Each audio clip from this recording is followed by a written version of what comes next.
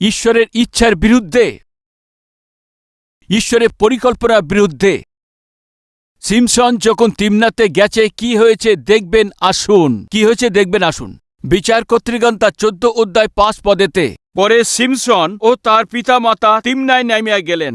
তিমনানস্থ দাক্ষাক্ষেত্রে উপস্থিত হইলে দেখে এক যুব সিংহ সিমসনের সম্মুখবর্তী হইয়া গর্জিয়া উঠিল।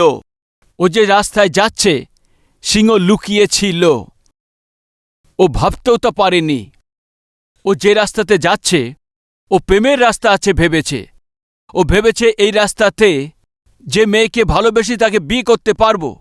ও সেই রাস্তাতে যাচ্ছে যাকে মেয়েকে ভালোবেসে তাকে বিয়ে করতে পারবে, ওই মেয়ের সঙ্গে বিবাহ করে সুখে শান্তিতে থাকতে পারবো, সন্তানদের সঙ্গে থাকতে পারবো, খুশি তৈরি করতে পারবো এমন ভেবেছে। কিন্তু একদম মিথ্যা বিষয় আছে। ও ঠকানো ছিল। সিমসন যখন ভুল নির্ণয় নিয়েছেন, ভুল রাস্তাতেও যেতে চলেছেন, ওই রাস্তা দিয়ে যাওয়ার সময় কি হয়েছে জানেন কি? এক যুবক সিং হঠাৎই এসে সিমসনের উপরে আক্রমণ করেছে। এই যুব সিংহ কেন এসছেন? কেন এই যুব সিংহ এসে যখন ও তিমনাতে যাচ্ছে সিমসনের উপরে আক্রমণ করেছে? কারণ কি আছে? অর্নিং ওই ঈশ্বরের দ্বারা পাঠানো হয়েছে। চেতনা আছে। সিমসনকে যে দেওয়া হয়েছে চেতনা ছিল, সিমসন যে রাস্তায় তুমি চলেছ ঠিক নয়। তুমি যে রাস্তাতে যাচ্ছ, যে বিবাহ তুমি করতে যাচ্ছ, তোমার এই প্রেম সম্বন্ধ ঠিক নয়। এই বলার জন্যই ঈশ্বর ওই যুব সিংহকেই পাঠিয়েছেন। কি করছে ওই সিংহ? জীবন নিয়ে নিচ্ছে। ওই দিন বাস্তবে কি হতে চলেছিল? সিমসনকে মেরে ফেলতে চাইছিল, সিমসনকে মারতে চেয়েছিল। প্রিয় ভাই ও বোন, সিমসন যখন ভুল নির্ণয় নিয়ে ভুল রাস্তাতে যখন যাচ্ছে, যখন তিমনায় তখন যাচ্ছে, কি হয়েছে জানেন কি? হঠাৎই যুব সিংহ এসে সিমসনকে চিড়ে ফেলতে চাইছে। কিন্তু ভাই, ওই দিন ঈশ্বর কি করেছেন জানেন কি? যুব সিংহকেই অনুমতি দিয়েছেন। কিন্তু ওই যুব সিংহ গিয়ে সিমসনকে মেরে ফেলার জন্যে, সিমসনকে শেষ করার জন্য কি হয়েছে? সিমসন ওখানে শেষ হয়ে যাবে। যাও আশা করেছিল, ঈশ্বরের উদ্দেশ্য ছিল, পূর্ণ হয়নি। আর একদিকে অর্নিং দিয়েছেন, আর দ্বিতীয় দিক থেকে তার মহান অনুগ্রহ থেকে সিমসনকে শক্তি দিয়ে ওই যুব সিংহ থেকে সিমসনকে ছাড়িয়ে নিয়েছেন। প্রিয় ভাই ও বোনেরা, আমাদের বোঝার জন্য গুরুত্বপূর্ণ পাঠ কি আছে? যখন সিংহ হঠাৎই হামলা করেছেন, যখন জীবন বিপদের মধ্যে তো সিমসন 1 মিনিট দাঁড়িয়ে, কেন এমন হয়েছে? কেন আমার জীবন বিপদের মধ্যে পড়েছে? যদি আমি বাস্তবেতে এই সিংহকে না মারতাম তাহলে ও আমাকে মেরে ফেলত। যখন সিংহ আমার উপরে আক্রমণ করেছে, যদি ঈশ্বর আমাকে শক্তি না দিতেন, যদি অনুগ্রহ না দেখাতেন, তো ঈশ্বর আমার প্রতি অনুগ্রহ যদি না দেখাতেন, তো আজকে আমি মারা যেতে হতো। কেন আমার জীবন বিপদের মধ্যে পড়েছে? কেন এমন হয়েছে? ও যদি 1 মিনিট ভাবত, তো তাহলে ও বুঝতে পারত আমি যে রাস্তাতে যাচ্ছি ও সুরক্ষিত নয়। প্রিয় ভাই ও বোন, সিমসন ওই যে রাস্তাতে যাচ্ছে ওর মধ্যে বিপদ ছিল। ওই যুব সিংহ হঠাৎই এসে আক্রমণ করেছে। ও বুঝতে পারত আজকে আমাদের মধ্যে কেউ আছে কি ঈশ্বরের বিরুদ্ধেতে চলছেন, ঈশ্বরের বাক্যের বিরুদ্ধে চলছেন যে লোকেরা, যাত্রা করছেন যে, কাজ করছেন যে, চেষ্টা করছেন যে, সেবা কাজ করছেন যে, কেউ আছে কি? সাবধান, যে রাস্তায় আপনি যাচ্ছেন ওই যুব সিং আপনার জন্য অপেক্ষা করছে। অনেকবার আপনার জীবনে তা জানতেন, আপনার মদ্যপান করার কারণেই, আপনার ঘুরে বেড়ানোর কারণেই চিকিৎসা হয় না এমন অসুখকে বৃদ্ধি পেয়েছেন, বিছনায় পড়ে গেছেন, মরে যেতেন। মারা গেছেন কি? না, মারা যাননি। কিসের জন্য? ঈশ্বর আপনার উপরে অনুগ্রহ করেছেন। মদ্যপান করে ট্র্যাকের নিচে যেতেন, ওই লরির নিচেতে চলে যেতেন।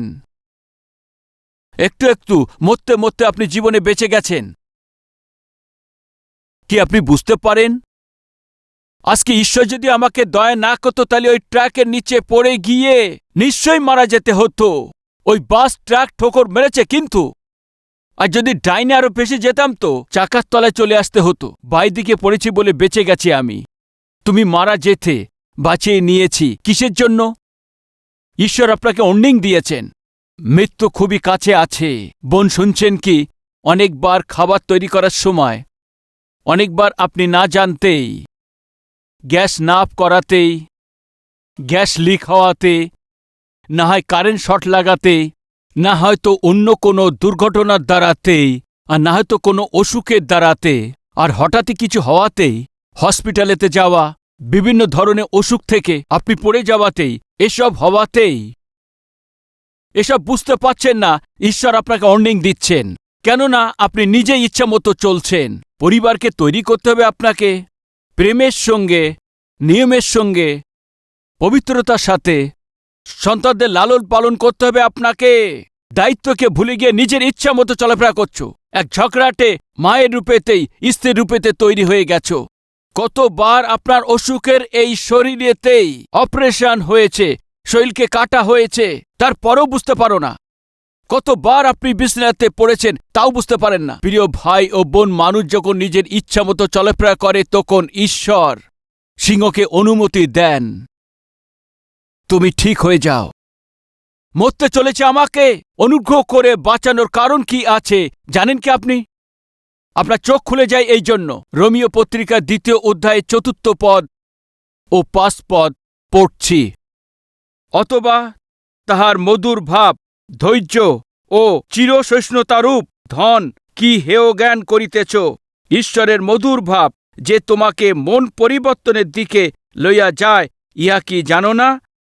কিন্তু তোমার কঠিন ভাব এবং অপরিবর্তনশীল চিত্ত অনুসারে তুমি নিজের জন্য এমন ক্রোধ সঞ্চয় করিতেছ, যাহা ক্রোধের ও ঈশ্বরের ন্যায় বিচার প্রকাশের দিনে আসিবে।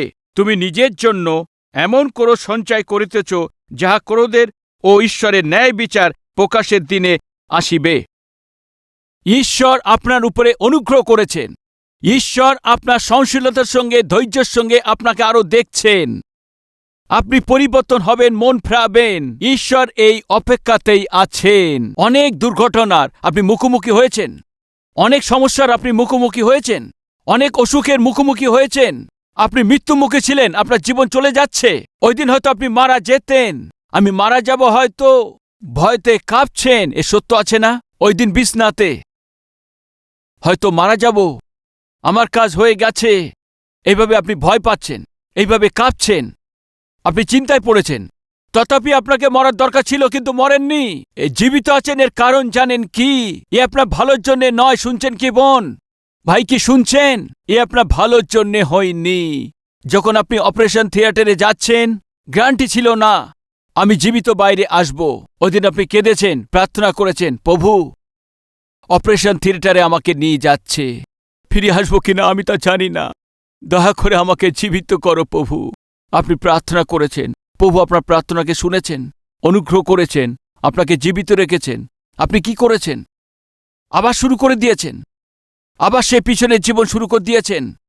তারপরে আবার সেই তুচ্ছ মন্দ অভ্যাসকেই গোলাম হয়ে চলছেন। কি ঈশ্বর বলছেন, তুমি আমাকে নিয়ে খেলছো, তোমার হৃদয়ে কঠিনতাকে আমি দেখছি, যৌনতা অবস্থায় আমি তোমাকে এই চোখকে দেখছি, নিজের ইচ্ছা মতো চলাফেরা করছো, তোমার এই জীবনকে আমি দেখছি। ঈশ্বর কি বলছেন? আমি তোমাকে দণ্ড দিতে চলেছি।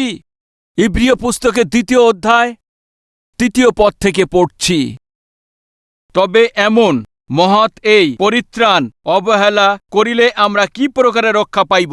এত বড় পরিত্রাণ থেকে ওই দিন সিংহ এসে তখন সিমসনকে চিরে ফেলতে হয়েছে। কিন্তু যে সিমসনকে মরতে গিয়েছিল, ঈশ্বর তাকে অনুগ্রহ দেখিয়ে বাঁচিয়ে বিপদ থেকে ঈশ্বর বাঁচিয়ে দিয়েছেন। বুদ্ধি পেয়েছেন কি না? আসেনি, ও বুঝতে পারেনি। আজ আমার প্রিয় ভাই ও বোন, আপনার জীবনে অনেকবার অসুখ রূপে সিংহ আপনার উপরে এসছে।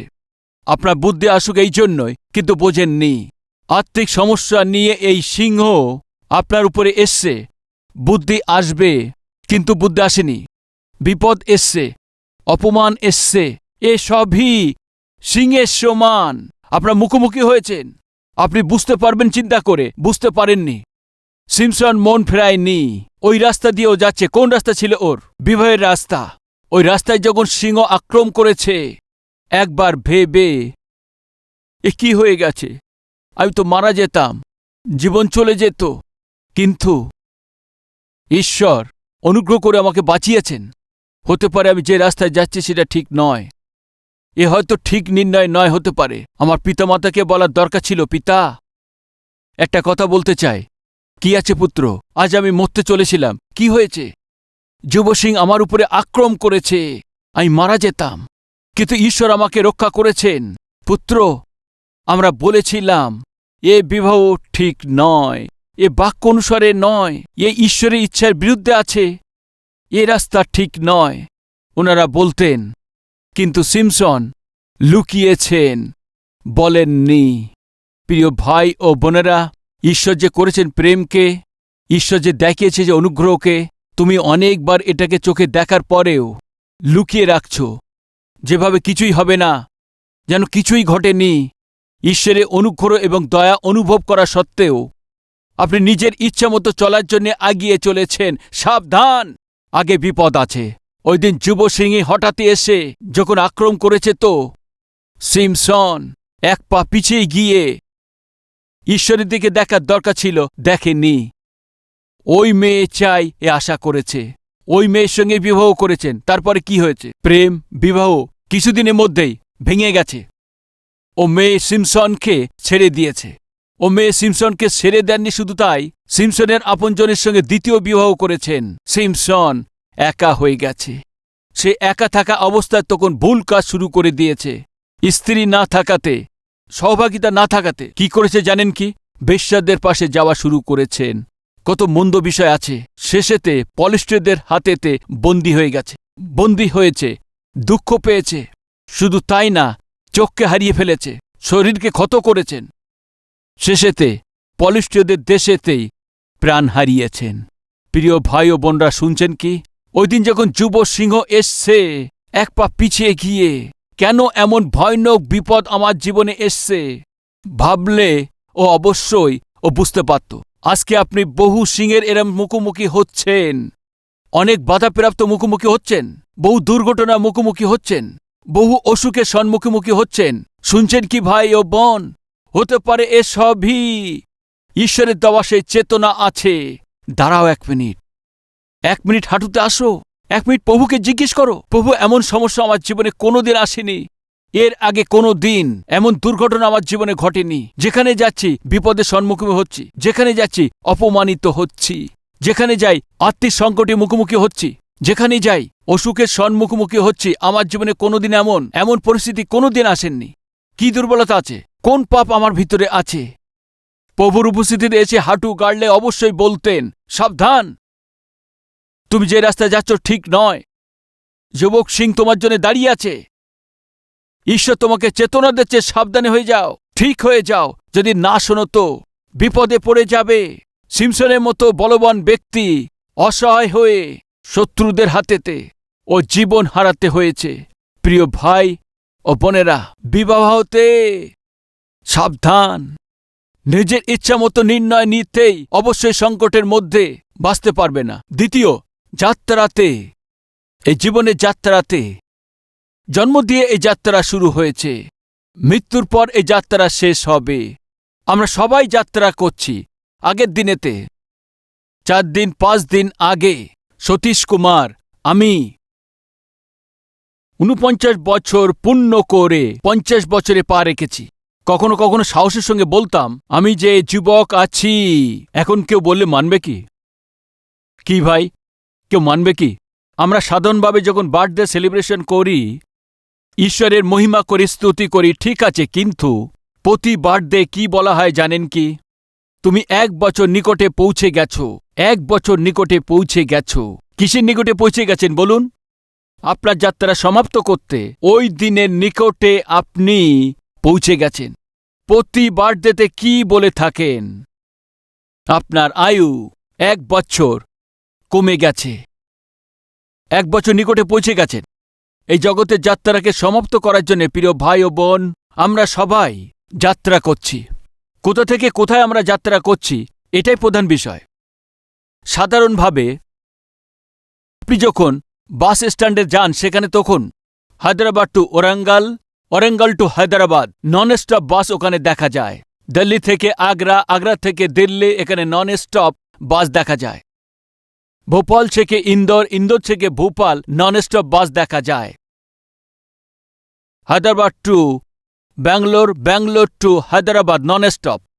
রায়পুর থেকে বিলাসপুর, বিলাসপুর থেকে রায়পুর। আগ্রা থেকে ঝাঁসি, ঝাঁসি থেকে Agra non stop, non stop bus দেখা যায়। দয়া করে শুনুন, এ বাস হায়দ্রাবাদ থেকে অরঙ্গলের দিকে যেতে থাকে, এরপর অরঙ্গল থেকে আবার হায়দ্রাবাদে ফিরে আসে। তবে আমাদের ব্যাপারে কি আছে? এক ব্যক্তির বিষয় আমি আপনাদেরকে বলছি, ও এখন যাত্রা করছে। আসুন দেখুন ও কোথায় যাত্রা করছে।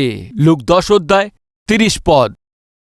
যিশু বলিলেন, এক ব্যক্তি জেরুজালেম হইতে জিরিহতে নামিয়া যাইতেছিল। পুনরায় আরেকবার পড়ছি, জেরুজালেম হইতে জিরিহতে যাইতেছে। এর আগেও সিমসন তিমনা থেকে রাস্তা দিয়ে যাইতেছে। ইংরেজিতে হি ওয়েন্ট ডাউন। সিমসনের রাস্তা নিচে নেমে যাওয়ার রাস্তা, নিচে নামার রাস্তা, হতভাগা রাস্তা। কোনো ব্যক্তি ঈশ্বরের ইচ্ছা থেকে পাপের দিকে, সংসারের দিকে ও যায় তো ও নষ্ট হয়ে যাবে। সংসার আর এই পাপেতে নষ্ট হয়ে গেছে ওই সিমসন। আর এক ব্যক্তিকে দেখতে পাই, জেরুসালেম রূপে পবিত্র নগর থেকে জিরিহতে রূপে পাপের নগরেতে নেমে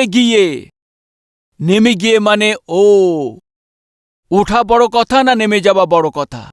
আপনি বলুন। কত উপরে উঠেছে দেখো বলে থাকে, কত উঁচুতে উঠে গেছে দেখো বলে থাকে। বলুন, কত উঁচুতে উঠে গেছে ও? উপরে যাওয়া ও বিজয়ের সূচক আছে, আর নিচের দিকে নেমে আসা হার আর অপবিত্রতার সূচক আছে। জেরুসালেম থেকে কোথায় যাচ্ছে? জিরিহর দিকে যাচ্ছে। জেরুসালেম থেকে জিরিহ, জেরুসালেম টু জিরিহর দিকে যাচ্ছে। আজ আমাদের মধ্যে কেউ আছে কি জেরুসালেম রূপে পবিত্র নগর থেকে জিরিহ রূপে অভিশাপ নগরের দিকে কেউ যাওয়ার জন্য আছেন কি? আপনাকে পবিত্র জীবনযাপন করতে হবে, সন্তানরূপে জীবনযাপন করতে হবে, আত্মিক স্ত্রী পুরুষ হিসেবে থাকতে হবে। জগৎ আর জগতের যে পাপ আছে সেই পাপের পথে যাচ্ছেন কি? জগতে প্রধান হিসেবে 3টে অভিলাষ আছে, চোখের অভিলাষ, শারীরিক অভিলাষ, জীবিকার গর্ব। এই 3 যার মধ্যে থাকে তার মধ্যে ঈশ্বর থাকেন না, ওনার স্বর্গে যাবার কোনো চান্স থাকে না। এই ব্যক্তি আত্মিকতাকে ছেড়ে দিয়ে, পবিত্রতাকে ছেড়ে দিয়ে পাপের এই কাজকে করার জন্য জিরিহর দিকে সে যাচ্ছে। সাবধান! আজ আমাদের মধ্যে কেউ আত্মিক জীবনকে ছেড়ে দিয়ে আজ যদি পাপের জীবনের মধ্যে যাচ্ছেন, তো ঈশ্বর যে দিয়েছে উদ্ধারকে ছেড়ে দিয়ে সেটাকে অবহেলিত করে তুচ্ছ এবং মন্দ কাজ করার জন্য আপনি যাচ্ছেন, তো সাবধান! ওই রাস্তাতে আপনার জন্য তাক করে বসে আছে কে? আপনাকে নষ্ট করবে যে, আপনাকে লুট করবে যে। দেখবেন আসুন কি হয়েছে। এক ব্যক্তি জেরুজালেম হইতে জিরিহতে নামিয়া যাইতেছিল। এমন সময় দস্যু দলের হস্তে পড়িল, তাহা তার বস্ত্র খুলিয়া লইল এবং তাহাকে আঘাত করিয়া আধমরা অবস্থায় ফেলিয়া চলিয়া গেল। হয়ে গেছে কাজ। জেরুসালেম ছেড়ে সে জিরিহর দিকে চলে যাচ্ছিল। কি হয়েছে? ওই রাস্তায় লুকিয়ে আছে কে? লুটকারী। ভাই ও বোনেরা, ঈশ্বরের সন্তান হিসেবে জীবনযাপন করতে হবে। ঈশ্বরের গ্রহণযোগ্য আপনাকে চলতে হবে। পবিত্র ব্যক্তি হিসেবে আপনাকে চলতে হবে। আপনি পাপের অভ্যাসে হয়ে, আপনি পাপময় কাজ করে আপনি চলেছেন, তো পাপের আপন লোকজন সঙ্গে মিশে আপনার পবিত্র শরীরকে অপবিত্র করার জন্য, না হয়তো পাপের জগতের মধ্যে ডুবে গিয়ে অধার্মিকতায় অবস্থা উপার্জন করে যদি দৌড়াচ্ছেন, তো শুনুন, আপনি যে রাস্তায় যাচ্ছেন লুকিয়ে বসে আছে কে? আপনার নষ্ট করবেন যে, আপনার যা কিছু আছে খালি করবে যে, লুট করবে যে। ও যখন ওই রাস্তায় যাচ্ছে কার হাতে পড়েছে? ডাকাতের হাতেতে। ভাই আপনি শুনছেন, বোন আপনি শুনছেন, আপনি ঈশ্বরের উপস্থিতি থেকে দূরে সরে যাচ্ছেন, জগতের দিকে যাচ্ছেন, পাপের দিকে যাচ্ছেন। শুনুন, আপনাকে নষ্ট করবে যে, আপনাকে নষ্ট করার লোক লুকিয়ে বসে আছে। আপনার সম্পত্তিকে আপনাকে লুট করবে যে, আপনার কাছে একটিও টাকা না থাকে, লুট করার জন্য এই রাস্তাতে লুকিয়ে আছে। আপনার স্বাস্থ্যকে নষ্ট করবে যে, আপনার সুন্দর বিষয়কে নষ্ট করবে যে, আপনার সুস্থতাকে নষ্ট করবে যে, আপনার ঐশ্বর্য ধন দৌলতকে ছিনিয়ে নেওয়ার জন্য ওই রাস্তাতে লুকিয়ে বসে আছে। যাবে কি? সাবধান! যে রাস্তায় আপনি যাচ্ছেন ওখানে দুর্ঘটনা আছে, ও পাগল আছে, জেরুসালেমকে ছেড়ে দিয়ে জিরিহোর দিকে যাচ্ছে, ঈশ্বরকে ছেড়ে দিয়ে, ঈশ্বরের উদ্ধারকে ছেড়ে দিয়ে চলেছেন। ভাই, আমাদের মধ্যে কেউ সে পবিত্র জীবনকে, প্রার্থনা জীবনকে ছেড়ে দিয়ে ও জগতের দিকে চলছে, তাহলে শুনুন, আপনি যে রাস্তাতে যাচ্ছেন আপনাকে নষ্ট করতে লুকিয়ে বসে আছে। আবার বলছি, আপনার স্বাস্থ্যকে নষ্ট করবে যে, আপনার সুন্দরকে, আকারকে যে নষ্ট করবে যে, আপনার ধন দৌলতকে দূর করবে যে, আপনার জন্য লুকিয়ে বসে আছেন আপনাকে খালি করতে, আপনার শরীরকে আঘাত করার জন্যে, আপনাকে নষ্ট করার জন্য ওই রাস্তাতে বসে আছেন। আপনি যাবেন কি? তবে সাবধান। সিমসন যখন যাচ্ছে, হঠাৎই সিংহ যখন আক্রমণ করেছে, ওর সেখান থেকে মন ফেরানো দরকার ছিল, কিন্তু ও নষ্ট হয়ে গেছে। আর যদি ওই রাস্তাতে আপনি যাচ্ছেন তাহলে সাবধান, ক্ষতি আপনার জন্য লুকিয়ে আছে। জেরুসালেম পবিত্র নগর আছে, ঈশ্বরের বসবাসের স্থান আছে, ঈশ্বর বসবাস করে সেই জেরুসালেম স্থানকে ছেড়ে দিয়ে জিরিহোয় পাপ এবং সংসারের সূচক আছে, সংসারের দিকে চলে গেছে। তাহলে কি হয়েছে? সবকিছু লুট করবে যে ওই রাস্তাতে তাক লাগিয়ে বসে আছে, ওকে লুট করে আঘাত করে দিয়েছে, ওই ব্যক্তিকে আত্মারা করে দিয়েছে, সম্পূর্ণভাবে লুট করে তার পোশাক খুলে নিয়ে রোডের ধারেতে ফেলে দিয়ে চলে গেছে। এমন অবস্থা আপনাকে যদি না হতে হয় তো দয়া করে জেরুসালেমকে ছাড়বেন না। ওখানে তো সিমসন তো তিমনাতে নেমে গেছে, নষ্ট হয়ে গেছে। এই ব্যক্তি জেরুসালেম থেকে নেমে গেছে, নষ্ট হয়ে গেছে। সাবধান, এই যাত্রা সুরক্ষিত নয়। অতীতে আমার ঈশ্বর আমাকে ঠিকভাবে আমাকে রক্ষা করাতে অবহেলিত করেছি, দুর্ঘটনা ঘটতে চলেছে। ঈশ্বর আমার সঙ্গে কথা বলেছেন, আজকে আমার জীবনকে ঈশ্বরকে দিয়ে আমি আমার নিজেকে ঠিক করব। কেউ বলছেন তো আপনার হাত প্রভুকে দেখাবেন।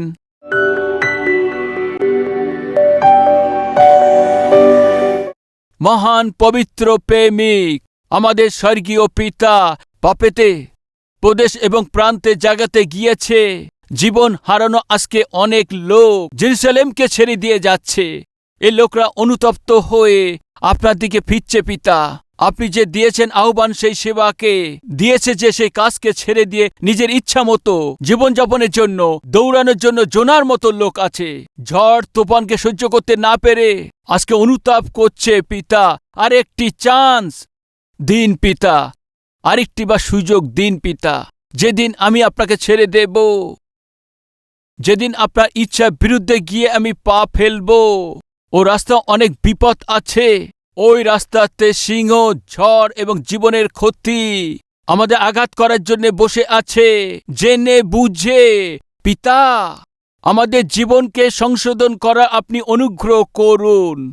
আজকে শুনে এই বাক্যকে বিশ্বাস করে পিতা আপনাকে ভগ্ন মনেতে যে অনুতাপ করছে তাদের গ্রহণ করুন, আশীর্বাদ দিন, তাদের আশীর্বাদদায়ক বানিয়ে দিন। যিশু খ্রিস্টের নামেতে চাইছি পিতা, আমেন।